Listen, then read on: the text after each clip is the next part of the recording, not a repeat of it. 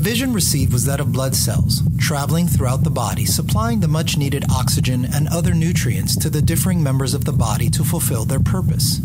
Once the blood cells are spent, they must return back to the heart to be refilled before being sent out again and fulfill their purpose. Amen, saints. Good afternoon. It's good to be with you. Good to see your faces. Good to be in the same house to hear of the Lord this morning.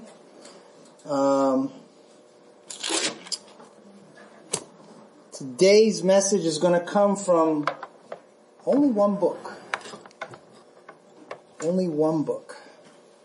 And it was during the days of the judges that this particular book was written. Although I personally have issue with the title of the book. That's just me personally. Not that there's anything wrong with it, but I just think that this book should be titled in someone else's name. As I read it and as I see the gist of the message and the content, I think this book should be named Naomi. But that's just me. So I would like everybody to look at the book of Ruth. And this book was written during the days of the judges, where the judges ruled. We know the time of the judges. We know many of the famous ones, Gideon and Samson and so many others that we've studied in times past, but those are the two that come to my mind most quickly when we talk about the judges. And this account starts with a certain man. He came from the city of Bethlehem. He was from the Bethlehem, Judah, in the southern country of Moab, and he had a wife. His name was Elimelech. And he and his wife and his two sons came from the family of Ephraim. And his two sons' names were Mahlon and Chilion. And they were married, they were together. I don't know how young or how long they were together, but they must have been for a good amount of time. And at some point in time in their life, as it happens in all of our lives, we get bad weather. And in this particular case, a famine rushed throughout all the land. And they were desperate for sustenance. They were desperate for food, and they felt like they couldn't stay where they were in Bethlehem. So they decided to move to the southern country of Moab. Does anybody remember where the Moabites came from? What family line? Anybody at all think or remember? Where did Moab come from? John, go right ahead. We'll see. Ishmael? No. Did not come from Ishmael.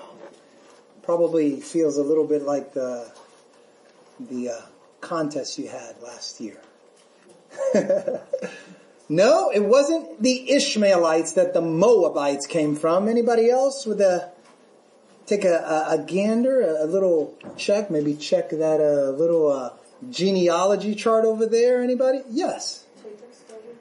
Jacob's brother? Yeah. Who's Jacob's brother? Oh, we forgot his name. Well, one of them brothers out there. Oh, the one who sold his birthright. Esau? You think the Moabites came from Esau? Well, I haven't looked back that far, but I'm pretty sure, and I know that the Moabites came from, they are the children of, we got one? One that had two daughters. The one that, boy, we're speaking in a lot of generalities today. Nothing specific. Well, it was about, somebody in the old covenant. Yeah. Somebody in the old covenant. Okay, so the one with two what? The wife, yes, a birth. She looked back. Oh, you are absolutely correct. It was the nephew of Abraham. Anybody remember now? Lot. Yes, the Moabites are the children of Lot. So they had to leave Bethlehem. They had to move to the country of Moab. And they spent time in Moab. Don't know exactly how long, but Naomi, and who I think that this whole book is really centered around her and really nobody else.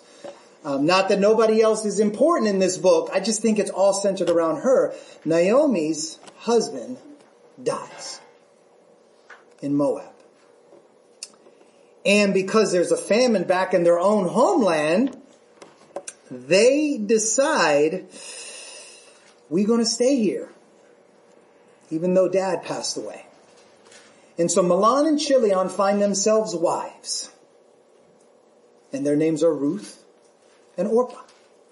And they remain in the land of Moab for about 10 years because of this famine. And they just decide to move to there, and they make their abode there. And then at the end of 10 years, Mahlon and Chilion, the sons of Naomi, they die. Now, sometimes you gotta pause when you read these accounts. This is a real person's life, and you gotta kind of imagine yourself in that situation. Naomi loved her husband, loved her children, did what was necessary to have a family. They have to move. They're forced to move to a country they know not of. And then a husband dies. They remain there 10 years. The son gets a wife. The other son gets a wife. And they're together as family. And they're tight, all 5 of them. And for whatever reason, I can't even tell you, the sons die. And she is stripped of all of her blood, if you will, family, covenant family, being her husband and her children. And now she's with her daughter-in-laws. Not that she hates them, but she's stripped of everything that she's ever known and loved for many years. At least 10, if not more, because I don't know how long she was married or how old her children were when they died. And Naomi decides at some point after her children die, I'm going to go back. I'm going to go back to Bethlehem. And she says it's because in verse 6 it says she had heard how God was providing bread and visiting his people to give them bread. I mean, she don't have much to hold on to. She just sort of had heard through the grapevine. And so she tells her 2 daughter-in-laws, I'm going back. And their 2 daughters-in-law decide, we're going to go back with you. And they went on their way to return to the land of Judah. And while Naomi and her 2 daughter-in-laws are on their way coming back to Bethlehem, Naomi's thinking and she's pondering and she's putting her daughters-in-law before her. And she stops and she says, no, wait. You have been so kind to my children. You have been so kind to me. I can't bear to bring you to Bethlehem, not knowing what's in store for us there. Because when I last left, there was a famine there. There might not be food there. At least you have food here. At least you have a family here. At least you have your mothers that you can go back to. I want you to go back to your mothers. Because I want you to have rest. You have been so kind. It says, you have to read it in her words. Go return to your mother's house in verse 8. The Lord deal kindly with you as ye have dealt with the dead and with me. She recognized how loving they were to her and to her children. She could not bear to bring them to a place to have them suffer. She did not know where she was going. It'd rather be her suffering than her daughters-in-law who were so good to her and her children. And the Lord grant you. She wanted the Lord to grant them to find rest, each of you in the house of your own husband. In that day, that was important. That you be with a husband. That the woman be with a husband who's going to care for them. And it was to them a rest. And she wanted that. She wanted that more than ever for her 2 daughters-in-law. And she kissed them, and they lifted up their voice, and they began to weep. An emotional moment. Us men really can't understand that. That kind of doesn't happen with us. Man says he's got to go somewhere. Okay. See you around. You know. But no, the women have a much more intimate, emotional bond, and then they'll weep in there. And they said to her, surely we're going to return with thee unto thy people. And Naomi, she appreciates it. I know she does. Because she's thinking of them. And she turns to them and she says, why? Why go back with me? Even if I were to get a husband right now, are you going to wait until my husband and I conceive and bring forth children? And then are you going to wait for them to grow up so that they can then become your husbands? Because you know something about kinsmen and kinsmen redeemers and all of that stuff. And she's like, no, I don't have any more children in my womb to be your husband. And even if I did, it would take too long. She was very pragmatic, very practical thinking. No, this is not going to work in her eyes. And so they lifted up their voices and they wept again. And so you had this other emotional moment, and there's a lot of tears and hugging and embracing and crying, and Orpah kisses her mother-in-law, goes back to her parents. And there was something that Naomi said, and it's something that gives you an idea of where she was mentally in her emotional state.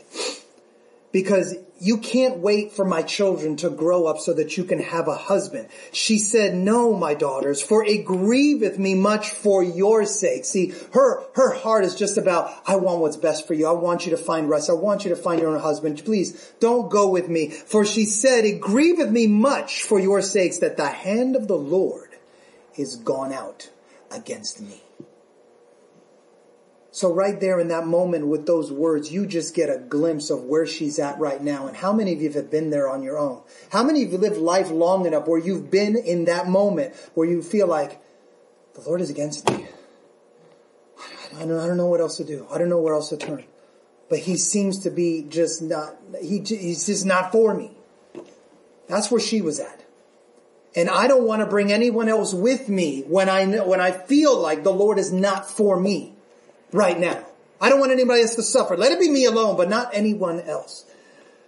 So Orpah goes back, but Ruth clave unto her. There's that word cleaving. I think that maybe the first time that was ever used in the scriptures was in Genesis, where the woman and the man cleave or claved unto one another. But what Ruth, not being married to her, just like, no, I'm not leaving you.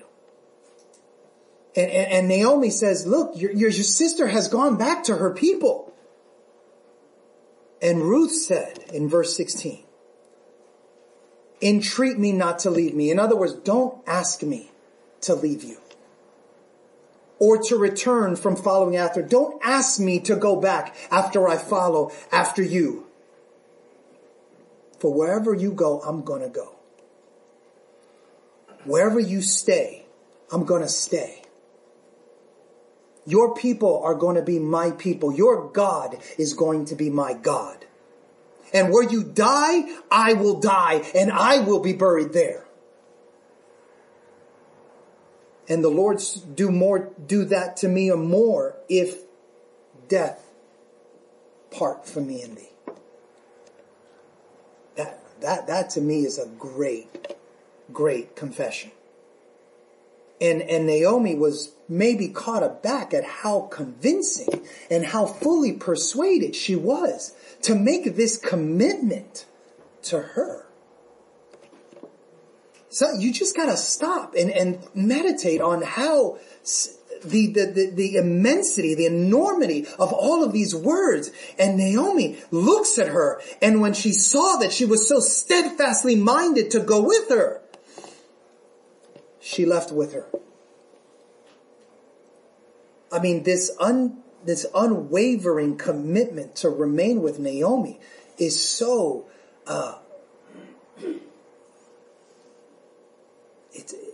it almost, you can't put it into words how inspiring it is to have someone be of such commitment. And they're not blood.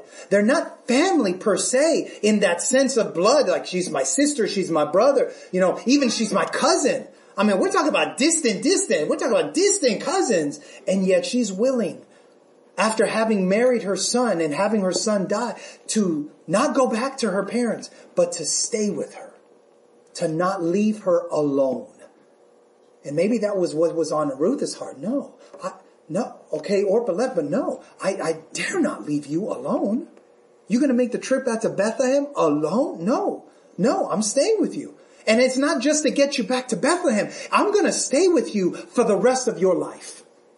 That was the commitment she was making. Where you die, I'm going to die and be buried. I'm just so awed at this type of commitment that she had. And so the two travel back to Bethlehem.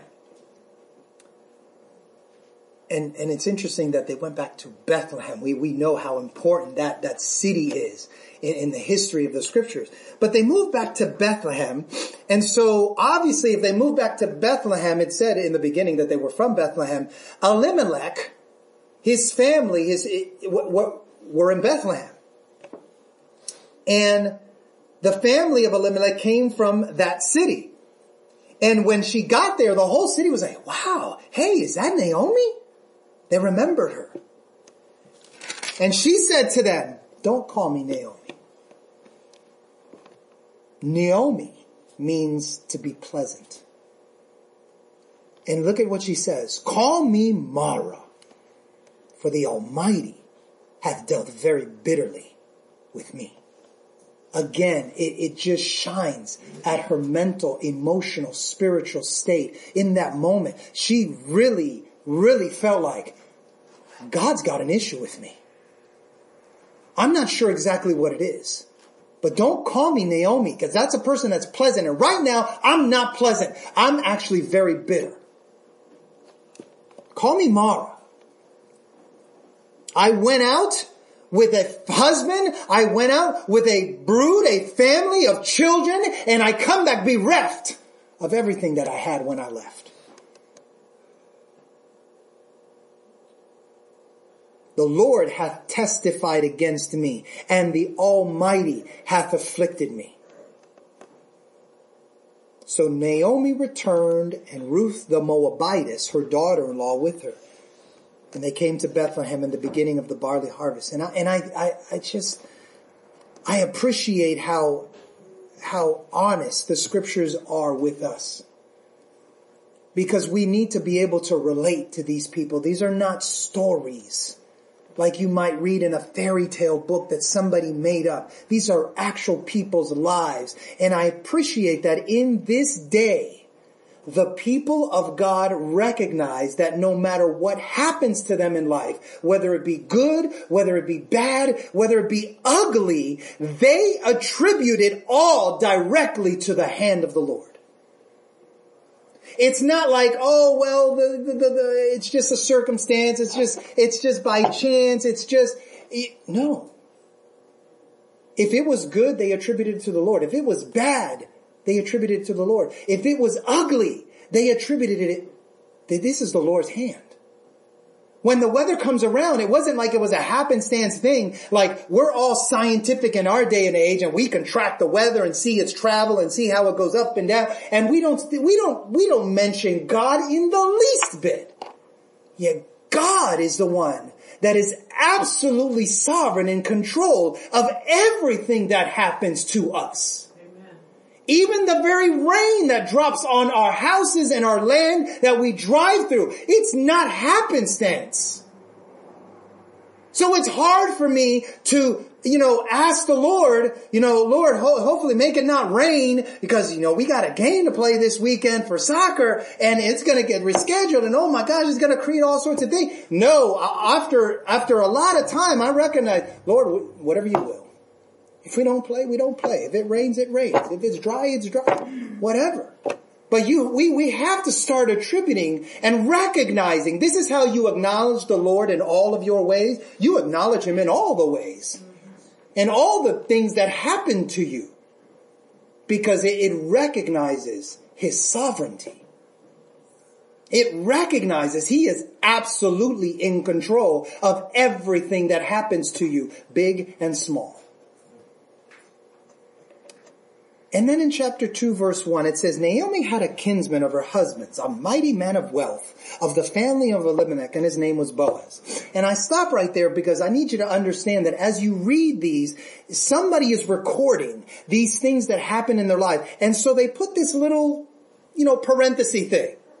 Naomi had a husband, it is mighty man of wealth, and his family of Elimelech, his name was Boaz. And he just puts it there because he's telling a story. He's giving an account and he wants you to understand the importance of this man Boaz. And then it just stops. And then it starts talking about, let's get back to Ruth. Let's get back to Naomi. And it says, Ruth, the Moabitess, said unto Naomi, hey, we need to eat. And if you think about time-wise, Naomi's probably older than her daughter-in-law. They got married young back then.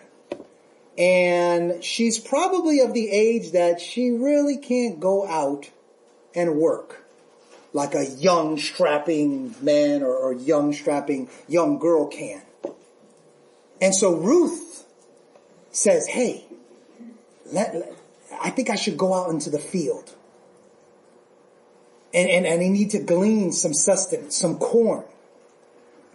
And Naomi heard her. And there's something interesting that Ruth said. And she said, let me go to the field, glean ears of corn, and in whose sight I might find grace. And hopefully if I go into the field, because they allowed the poor to go to the fields.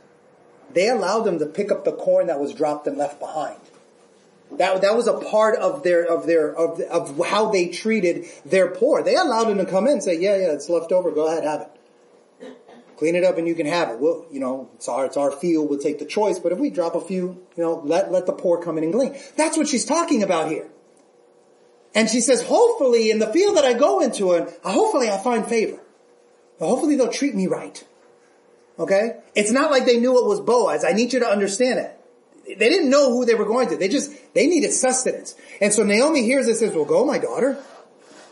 And she went into glean in a field, and there were reapers, and it says in verse 3, and her hap was to light on a part of the field belonging unto Boaz. Now when I first read that, a hap, I thought that was like a bag or something.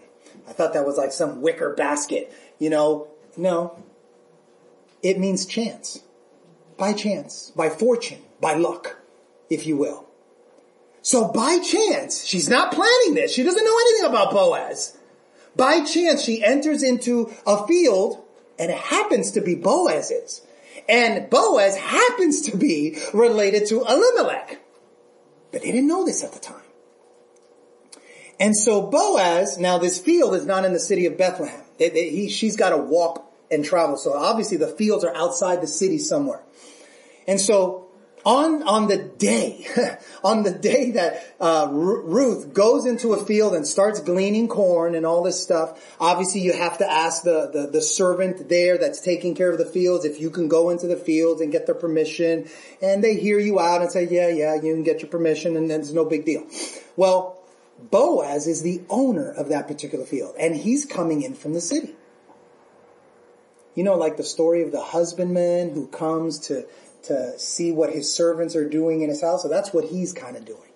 So he comes in from Bethlehem and he's greeting his harvesters. He says to his servants, the Lord be with you. And they respond, the Lord bless you. And so there's nice little interchange there. And Boaz came and he spoke to his head servant, his overseer of his field.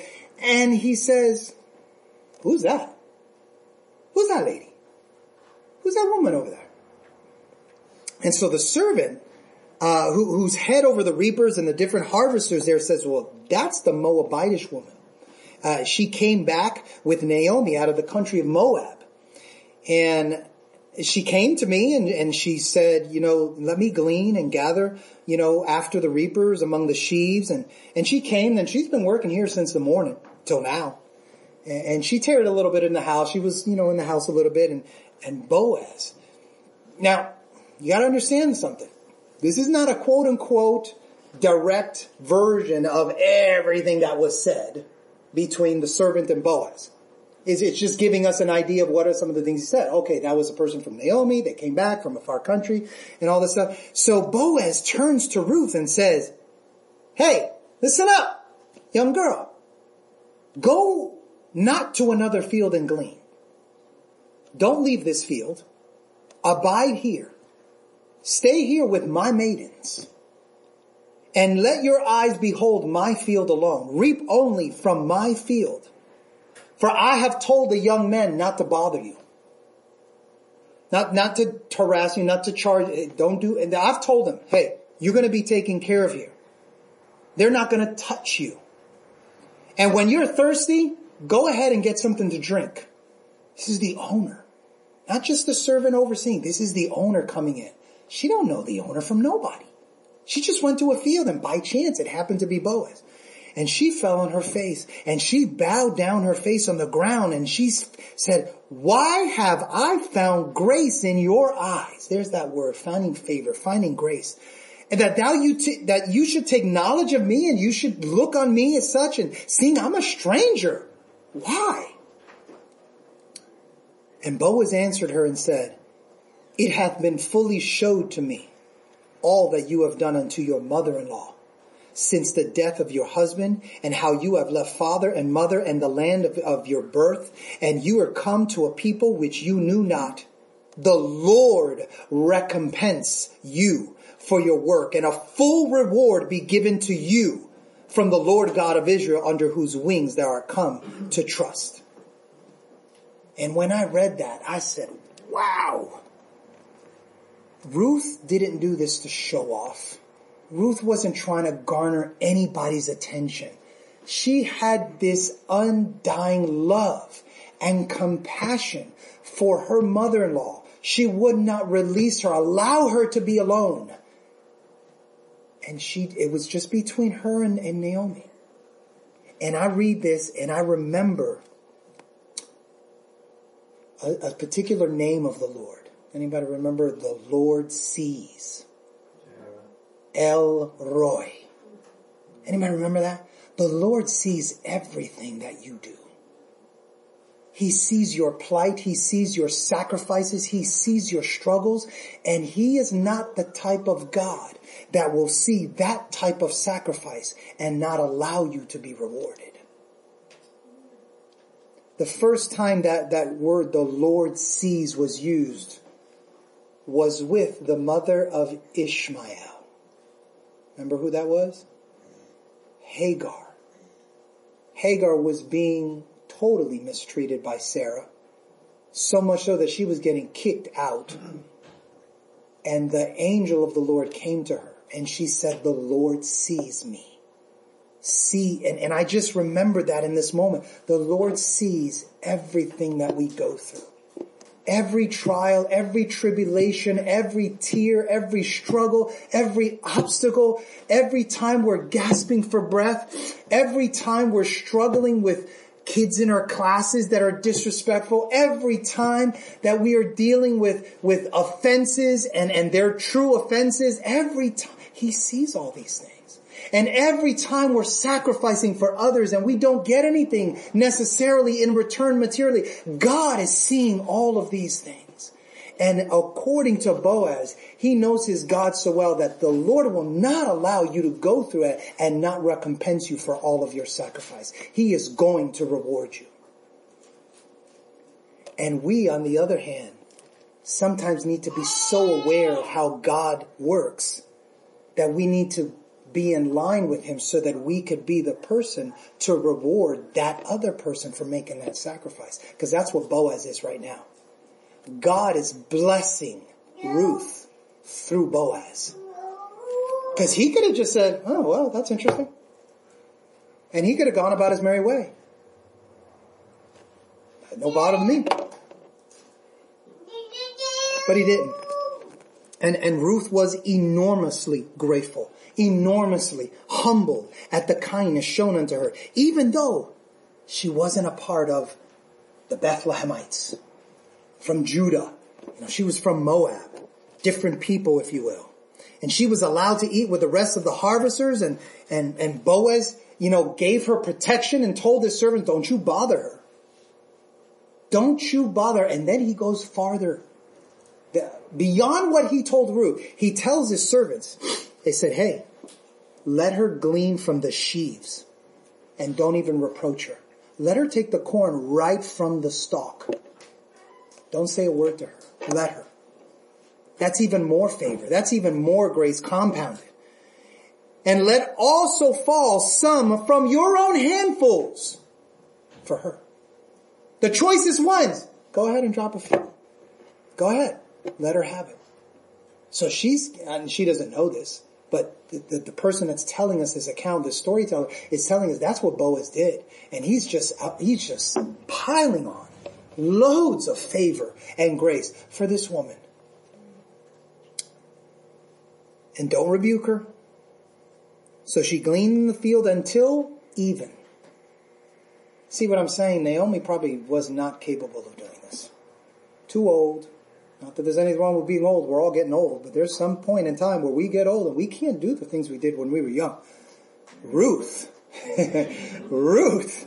From morning to evening was gleaning in that field. She took all that she gleaned. She went into the city. She saw her mother-in-law and she brought forth and gave of what she was able to glean. And boy, it sufficed. It was a nice amount. And her mother-in-law said to her, where did you glean today? Where'd you get all this food? Again, they didn't know anything about Boaz in that moment. And she says, she says, her mother-in-law says, where did you glean today? Where did you do all this work? Blessed be the person that took knowledge of thee. She's already blessing the person, doesn't even know that the person is actually her kindred.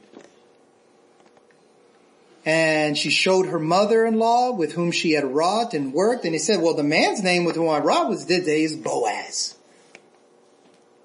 And look at how Naomi responds. Because remember Naomi. God's against me. Don't call me Naomi anymore. Call me Mara. I've lost everything. She's probably in depression. I would probably be. Losing the dearest one that I love, my husband, losing my dearest two only sons, only children. I'd probably be dealing with depression and trying to combat that. She's in depression, but all of a sudden, Naomi said unto her daughter, blessed be he of the Lord, who hath not left his kindness to the living and to the dead. And she said and Naomi said to Ruth, that man is a near relative of mine. It's one of our next kinsmen. See, Naomi's eyes of faith were opened right there. Sometimes it just takes that moment in the midst of our depression for God to just shine a light and for us to get our attention. That's my brother-in-law.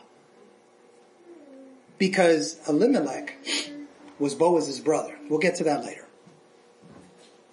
And so she recognized, wow, this is unbelievable. Unbelievable. And she said to Ruth, it is good that you, my daughter, go out with his maidens and don't go to any other field. She knew the stature of Boaz. It started at the beginning. He was a wealthy man. It didn't say rich. It said he was a wealthy man.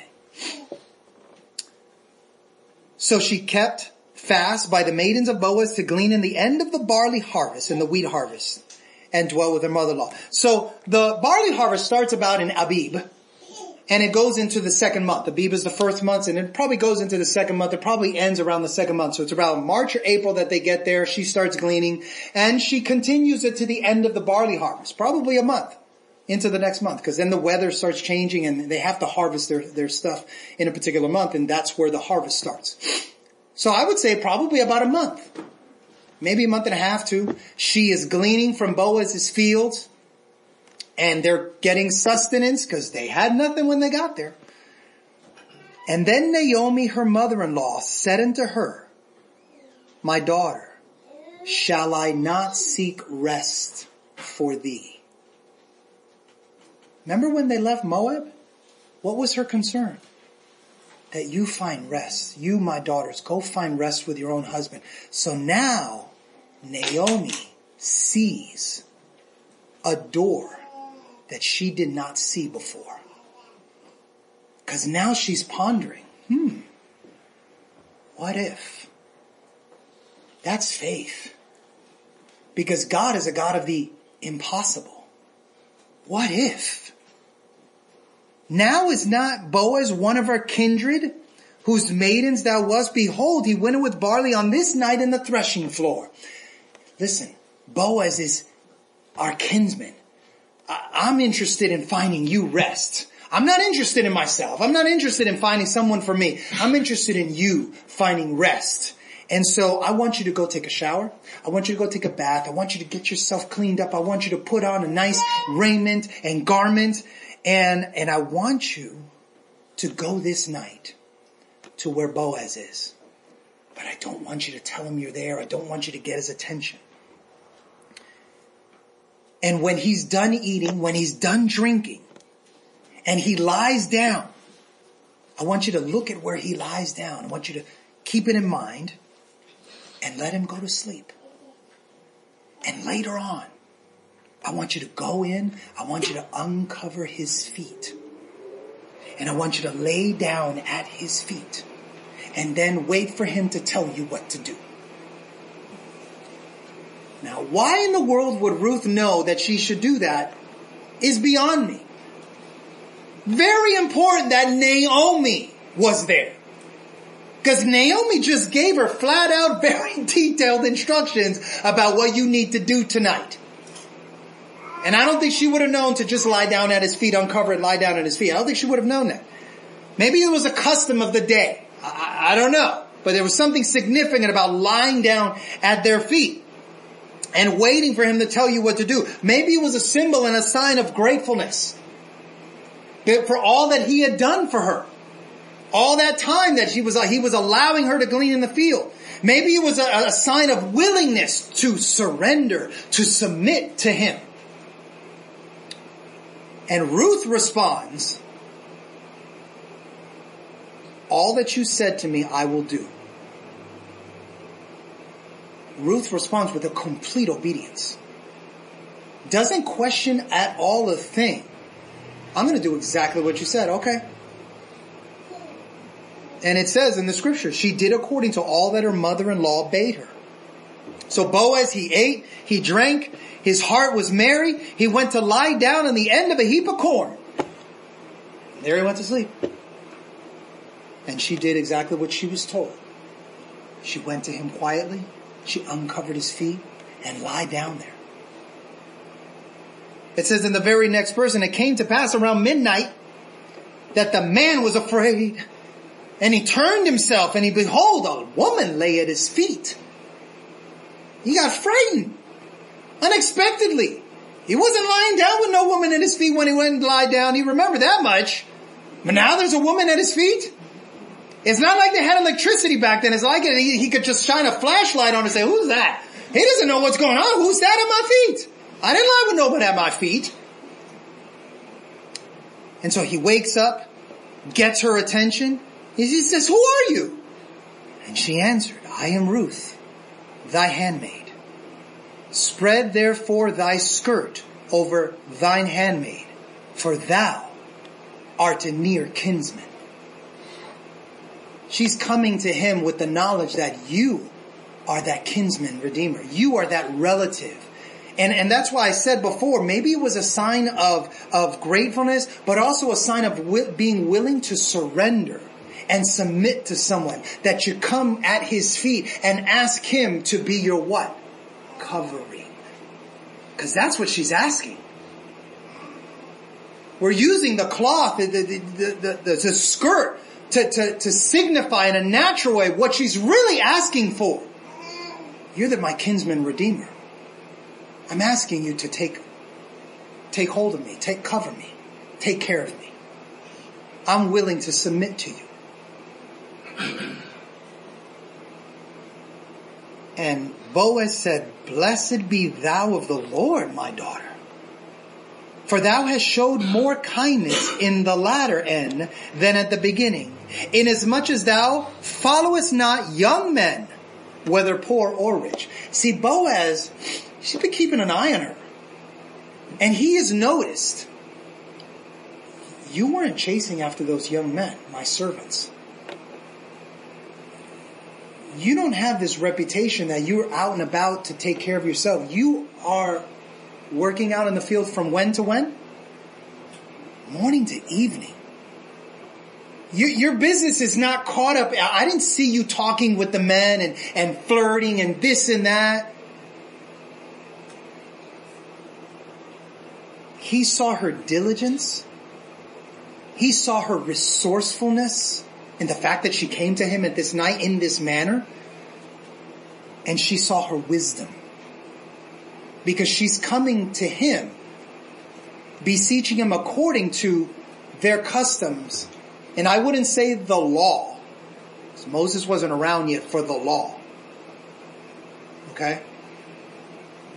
But it was the custom to take care of family in that way. So he even says, "My daughter, fear not. I will do to thee all that you require. For all the city of my people doth know that thou art anybody know what he said? Virtuous woman." And you go to Proverbs 31 and you see the qualities and the elements and the characteristics of a virtuous woman. That's what he was saying she had. And he recognized that. And now up at this point, let me just pause here and think. Is he acting like a married man? He doesn't seem to be married.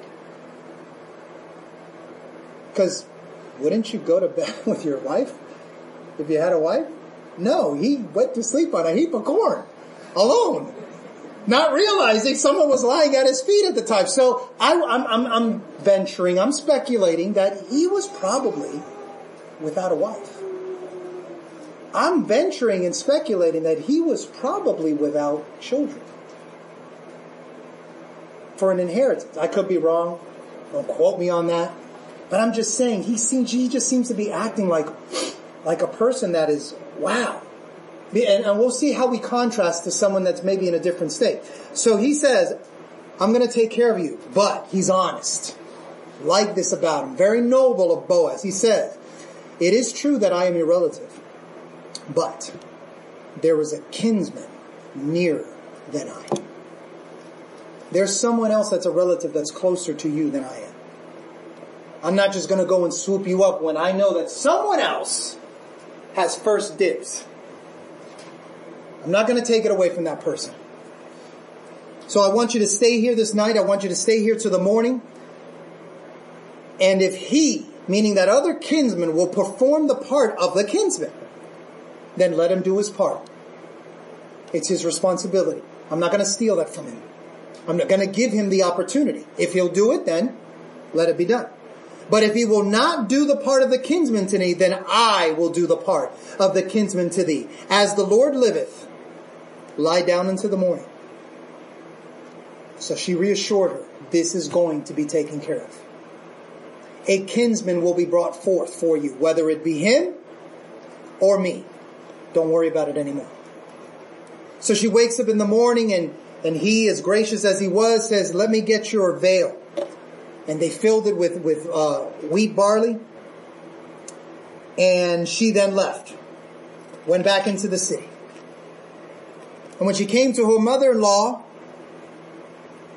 She told her all that had happened, all that had done, and she measured 6 measures of barley. He said, take these 6 measures and go not empty unto your mother-in-law. So he's aware of not just Ruth, but he's also aware of Naomi. She's done all of this to provide sustenance, not for Ruth, but for Naomi as well. He recognizes that. And how many times in life do we may partially make a commitment and man, we're getting blessed like Ruth was. We're getting blessed with material things and then we start kind of forgetting our obligations and our responsibilities, and we just sort of get all drunk in our blessings. But not Ruth. Ruth didn't forget what her commitment was to, even though she was getting all of this favor from Boaz. So we come to the end in chapter 4, and Boaz went to the gate. He went to wait for this relative, this kinsman, who had first dibs on Ruth per se. And he made sure that there were elders in the city gathered there at the gate. He got 10 of them. And they all sat there. And when he saw his kinsman, he said, hey, come over here. Let's sit down and talk. And Boaz and his kinsman were brothers to Elimelech. He said unto his relative, Naomi, that is come again out of the country of Moab, selleth a parcel of land, which was our brother's Elimelech's. So now we realize the connection, the relationship. They're both brothers of Elimelech. They both have dibs, if you will. And maybe this brother was older, and so he had the right of refusal or acceptance to Elimelech's portion. Something that he had first dibs. And so Naomi, all this time, it says here, was attempting to sell that property. She was desperate. She needed money. She had to sell Elimelech's portion of land. Not just Elimelech's, but also Chilion and Mahlon. Because they're all together. They all owned it. And now that it fell to the wife to kind of figure out, well, what are we going to do with it? I can't work it. I can't take care of it. So he says to her, she's trying to sell it.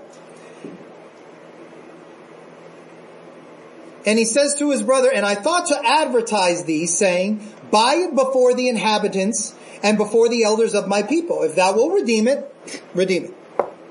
But if thou wilt not redeem it, tell me, that I may know. So just let me know. If you're going to buy it, go ahead and let me know, let me buy it. And then if you're not going to buy it, well, let me know, because I'm kind of interested. Did he mention Ruth? No. He didn't mention Ruth at all. It was all about buying Naomi's parcel of land. So, when the kinsman hears all this, he says, yeah, I think I will redeem it. So that's his response in verse 4. And so Boaz then responds and says, okay, well, the day that you buy the field of the land of Naomi, you must also buy of Ruth the Moabitess, the wife of the dead, to raise up the name of the dead upon his inheritance. In other words, you not only have to take possession of the land, you also have to take responsibility for Ruth. Because she's a kinsman. And it is in our custom that we then fulfill our duties to our brother so that he can have offspring and continue his lineage. And so when he heard that part, he was like, wait. I thought this was just about land.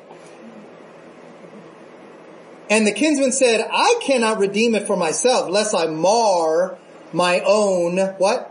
Inheritance. Which is why I think for Boaz that might not have been there. Might have been easier for her to want to have a wife, want to have children. Not issues with fighting over inheritance and stuff like that. Because I'm sure that there were issues in that time about who's going to get the inheritance. The natural bloodline of my own offspring, or because I had to fulfill my duties as a kinsman to my brother who died or whatever who died, and then I got to now split the inheritance with them, and then there's probably some infighting. He didn't want any of that. So since I cannot redeem it for myself, you can go ahead and have it.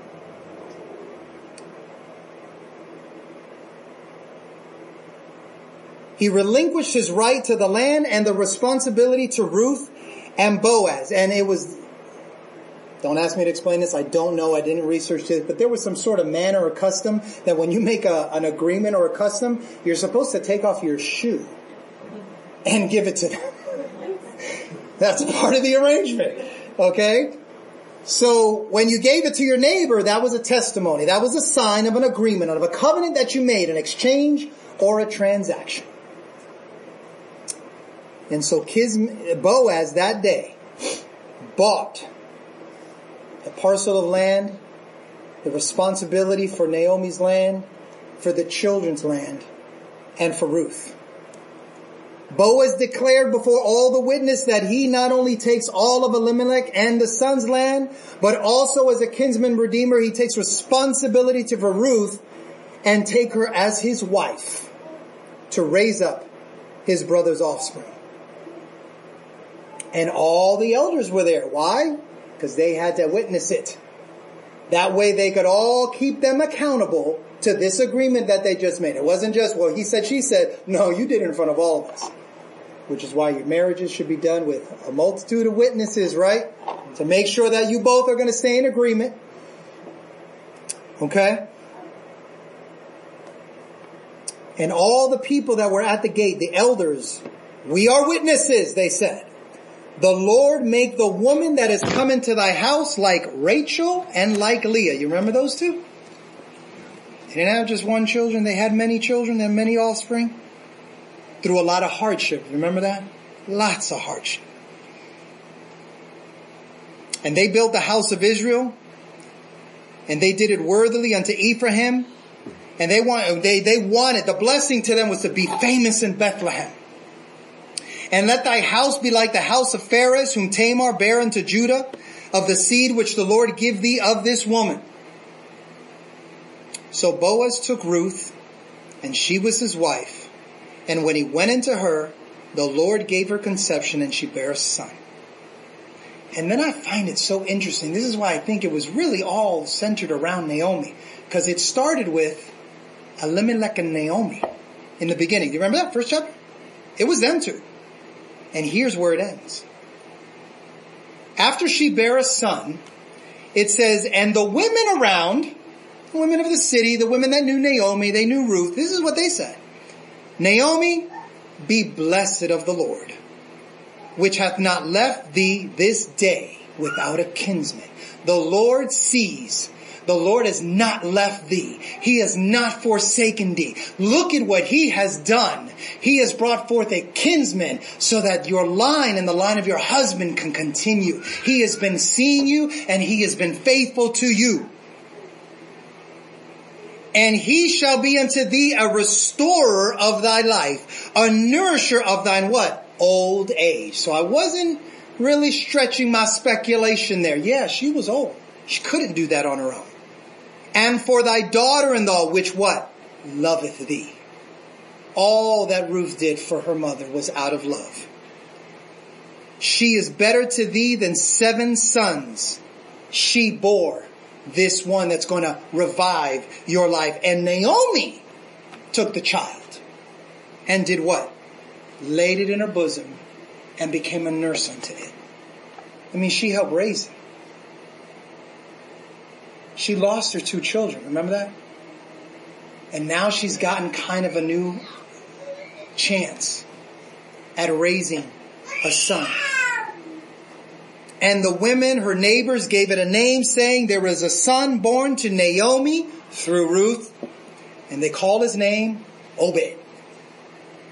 He is the father of Jesse, the father of David. Why is this so important? This little 4-chapter book, why is it so important? Because it was the line of Jesus Christ. And what a real important account that needed to be shared with us today. Because Jesus did the same for us. He was our kinsman redeemer. He was our brother that stood in the gap so that we could be redeemed. Elimelech and his brethren from the line of Pharez, in whom came Boaz, Obed, Jesse, David. David had a son named Solomon. Solomon eventually had, through the lineage, Joseph. Then you go back to David. David had another son named Nathan, and Nathan, through his lineage, had a child, a woman named Mary. And that's how the two came together. Such an important line, such an important account. This is a beautiful story. And I keep remembering the Lord sees. The Lord sees all that we go through. It's beautiful. It's reconciliatory. It is healing. It is uplifting. There is always hope in the Lord, for He sees all the details of our lives. He sees our plight in this existence. He has not forgotten any one of you. He has not left any one of you alone. Hold on in faith. Deliverance comes to those who wait upon the Lord. Thus is the ministry of our Father's heart through us. Our utmost desire is to be in the Father's heart, to know the Father's heart, and express the Father's heart to you. If you appreciate listening to this podcast and were blessed, pass it along to someone else by text, email, or word of mouth in the hopes that they might be positively impacted as you were. If you are interested in supporting our efforts, we would ask you to consider the following. 1. Pray for us. 2. Leave a positive rating or review with whomever you listen to our podcast with. And 3. If you desire to contribute monetarily, you can do so at paypal.me/JBenJesus or Cash App